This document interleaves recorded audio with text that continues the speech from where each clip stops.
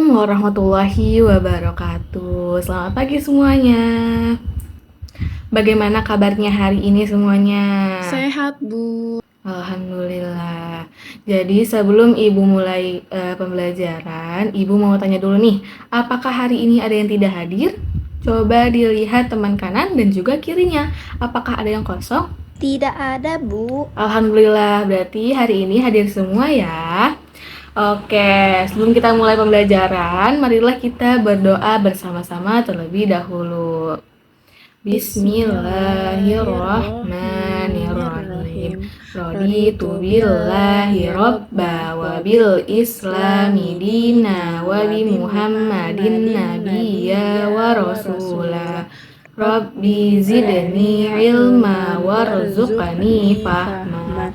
Amin ya rabbal alamin.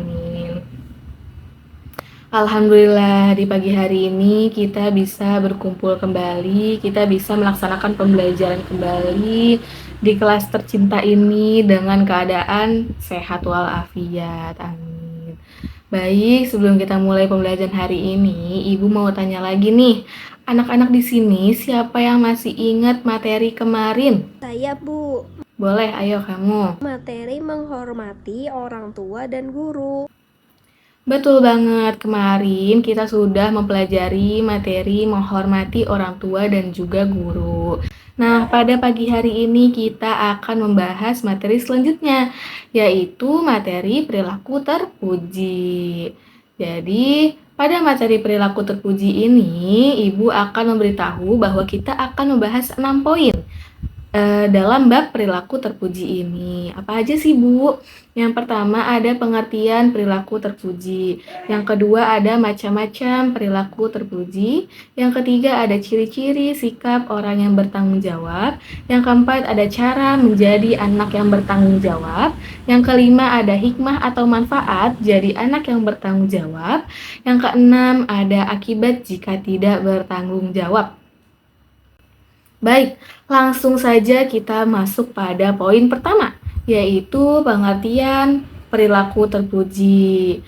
Sebelum Ibu jelaskan dan Ibu beritahu, apakah ada yang udah tahu nih, apa itu perilaku terpuji?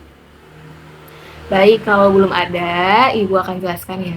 Jadi, perilaku terpuji adalah segala sikap, ucapan, dan perbuatan yang baik dan sesuai dengan ajaran agama Islam.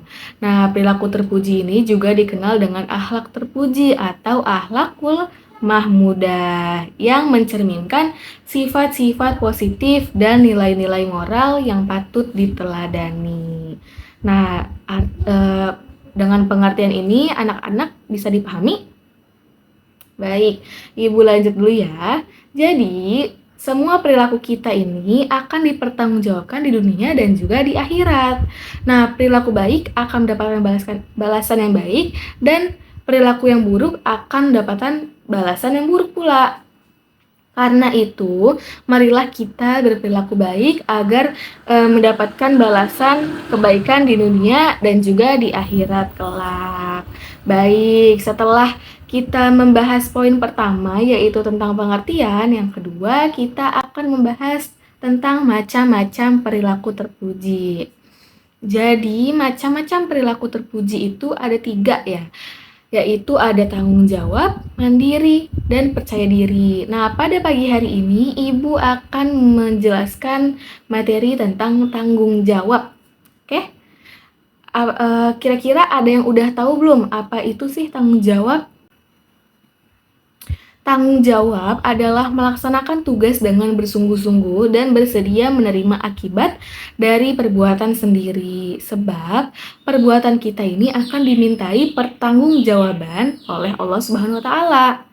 Nah, bentuk tanggung jawab kita kepada Allah tuh apa aja? Yaitu melaksanakan kewajiban seperti sholat, zakat, puasa, berhaji, terus juga mengaji, berbuat baik kepada manusia, berbuat baik kepada alam sekitar. Kira-kira ada gak sih tanggung jawab kepada diri sendiri? Pastinya ada. Kayak gimana sih? Yaitu dengan cara menjaga kesehatan, rajin belajar, juga lain-lainnya. Terus juga ada tanggung jawab kita kepada orang tua, yaitu cara berbakti, taat, patuh, dan sopan santun. Terus, apa cuma itu doang? Atau ada lagi ke alam sekitar? Pastinya ada ya. Tanggung jawab kita kepada lingkungan tuh ada. Seperti menjaga kebersihan lingkungan rumah, terus juga sekolah, dan alam sekitar kita. Dalam Al-Quran difirmankan yang berbunyi, Bismillahirrahmanirrahim. Kullu nafsim bima kasabat rohinah. Artinya, setiap orang bertanggung jawab atas apa yang telah dilakukannya. Quran Surah Al-Mudathir ayat 38. Jadi nantinya kita ini akan bertanggung jawab kepada Allah dengan apa yang sudah kita lakukan di dunia ini. Maka dari itu, sejak kecil kita harus belajar menjadi orang yang bertanggung jawab. Yang mana orang yang bertanggung jawab ini pasti akan disenangi oleh orang lain. Gimana anak-anak? Paham gak tentang pengertian tanggung jawab? Apakah bisa dilanjut? Bisa, Bu. Baik, selanjutnya ada materi yang ketiga, yaitu ciri-ciri anak yang bertanggung jawab. Yang pertama, bersungguh-sungguh dalam setiap pekerjaan. Maksudnya, kita harus bekerja dengan sepenuh hati, tidak malas-malasan, apapun tugasnya, kita kerjakan dengan serius dan tidak asal-asalan ya. Terus yang kedua, menerima masukan demi kebaikan. Jadi, kalau misalkan ada orang yang memberi saran atau kritik kepada kita jangan marah dulu, kita dengarkan dulu dia memberikan saran dan kritik gimana. Mungkin itu bisa membuat kita menjadi lebih baik ke depannya. Yang ketiga, siap menerima akibat dari perbuatannya. Jadi, kalau kita berbuat salah, kita harus berani tanggung jawab. Jangan menyalahkan orang lain. Yang keempat, mendengarkan saat dinasehati. Ketika orang tua, guru, atau teman menasehati kita harus dengarkan dulu dengan baik. Itu tandanya kita mau belajar dan menjadi yang lebih baik. Yang kelima, tuntas dalam mengerjakan tugas. Jadi, kalau kita diberi tugas, selesaikan sampai selesai. Jangan ditunda-tunda atau dibiarkan ataupun dikerjain cuma setengah-setengah. Terus yang keenam, kepribadian baik. Artinya kita harus bersikap sopan, jujur, ramah, dan tidak menyakiti orang lain. Jadi kita akan menjadi anak yang menyenangkan bagi semua orang. Yang ketujuh, dapat dipercaya. Kalau kita diberi amanah atau tugas, kita harus jujur dan tidak mengingkarinya. Orang lain bisa percaya kepada kita karena kita bisa diandalkan. Yang kedelapan, mau menerima sanksi apabila berbuat kesalahan. Kalau kita melanggar aturan, kita harus siap menerima hukuman dengan ikhlas. Itu tandanya kita menjadi orang yang tanggung jawab. Yang kesembilan, mempunyai jiwa melayani dan mengabdi. Maksudnya apa sih? Kita mau membantu orang lain dengan senang hati, dengan ikhlas. Misalkan menolong teman, ikut kegiatan sosial di luar itu. Tapi kita peduli ya maksudnya itu. 10. Dapat melaksanakan tugas dengan baik. Tugas apapun itu kita terima, kita kerjakan dengan baik, rapi, dan juga tepat waktu. Itu tandanya kita menjadi anak yang bertanggung jawab. Paham di sini anak-anak? Paham, Bu. Coba siapa yang mau sebutkan ciri-ciri anak yang bertanggung jawab? Saya, Bu. Oh ya, boleh kamu. Bersungguh-sungguh dalam setiap pekerjaan, menerima masukan demi kebaikan, siap menerima akibat dari perbuatannya, mendengarkan saat dinasehati, tuntas dalam menjalankan tugas, berkepribadian baik, dapat dipercaya, mau menerima sanksi apabila berbuat kesalahan, mempunyai jiwa melayani dan mengabdi, dapat melaksanakan tugas dengan baik. Oke, bagus. Sebelum Ibu lanjut, Ibu mau cek semangat anak-anak dulu nih. Kira-kira masih pada semangat gak sih? Oke, kalau Ibu bilang mana semangatmu, kalian jawabnya ini semangatku, ya. Mana semangatmu? Ini semangatku. Mana semangatmu? Mana semangatmu? Ini semangatku. Tepuk 1, yes. Tepuk 2, siap. Tepuk 3, semangat. Tepuk 4, konsentrasi. Tepuk 5, siap belajar. Oke, tepuk tangan dulu buat semuanya. Keren nih, masih pada semangat ternyata ya. Sekarang kita masuk ke materi yang keempat, yaitu cara menjadi anak yang bertanggung jawab. Kira-kira gimana aja sih? Yang pertama, berusaha mengetahui tugas dan kewajibannya. Jadi, kita harus tahu nih apa yang harus kita lakukan di rumah ataupun di sekolah. Misalkan, tugas belajar, membantu orang tua, ataupun menjaga kebersihan. Yang kedua, berusaha menyelesaikan tugas dengan baik. Jadi, kalau ada PR atau pekerjaan rumah gitu ya, tugas dari guru, kita kerjakan dengan sungguh-sungguh sampai selesai. Jangan asal cepet-cepet, biar cepet selesai, jangan. Terus misalkan nyontek, ngasal, jangan ya. Terus yang ketiga, menghentikan kebiasaan mencari kesalahan orang lain. Jangan suka menyalahkan teman terus. Lebih baik kita melihat kesalahan diri kita sendiri dan memperbaikinya. Yang keempat, mengakui kesalahan sendiri. Jadi kalau kita salah, kita mending jujur dan berani bilang, saya ini salah. Itu tandanya kita orang yang berani dan bertanggung jawab. Yang kelima, berhenti mengeluh. Daripada terus mengeluh, lebih baik kita menghadapi masalah dengan sabar dan juga tetap semangat.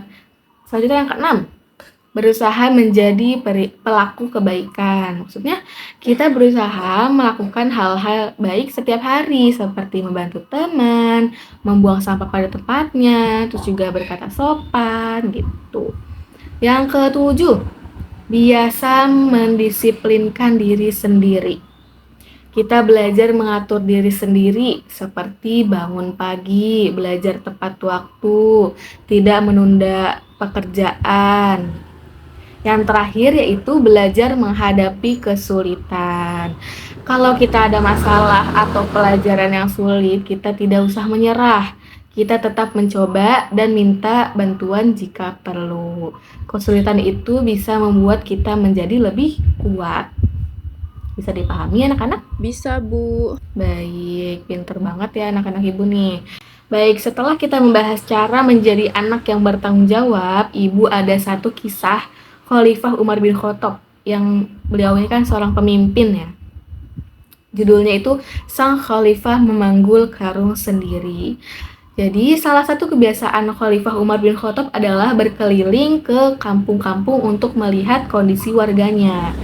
Nah, pada suatu malam beliau mendengar tangisan anak dari rumah seorang janda. Dia mendekati rumah tersebut untuk mengetahui apa yang terjadi di dalamnya. Saat berada di dekat pintu, Umar bin Khattab ini mendengar keluhan dari janda itu yang menyalahkan khalifah karena dianggap tidak memedulikan nasib warganya. Sudah beberapa hari dia dan anak-anaknya ini tidak makan ya. Anak-anaknya menangis karena kelaparan, padahal Khalifah Umar melihat bahwa janda tersebut sedang memasak. Dengan menyamar, Khalifah Umar masuk ke dalam rumah tersebut, mendekati janda itu setelah mengucapkan salam. Beliau menanyakan kepada anak-anak yang menangis ini. Janda itu menjawab bahwa mereka menangis karena lapar.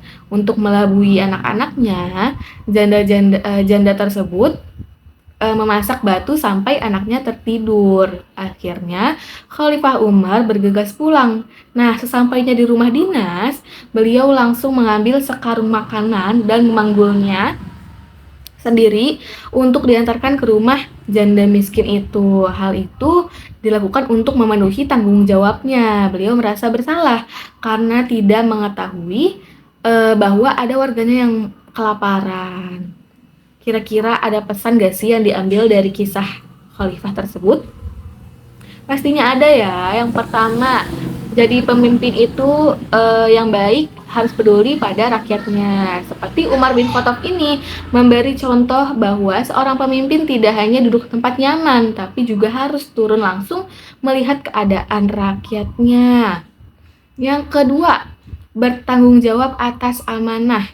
Jadi sebagai pemimpin, beliau merasa tanggung jawab atas kesulitan rakyatnya dan tidak menyalahkan orang lain. Bahkan beliau sendiri yang mengantarkan makanan dan bukan menyuruh orang lain gitu untuk mengantarkannya.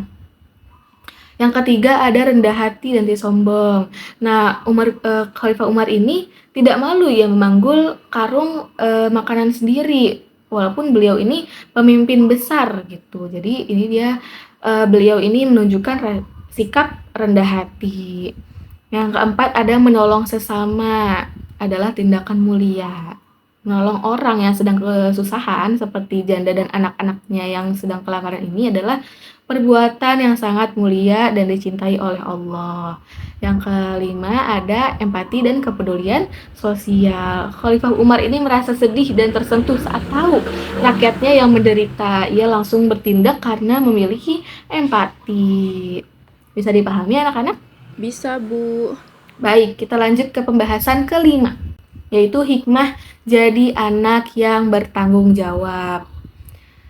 Yang pertama, dapat dipercaya, artinya orang lain yakin pada kita bahwa kita ini jujur dan tidak berbohong. Semisal kalau ada yang nitip tugas, kita jaga baik-baik dan tidak mengingkarinya.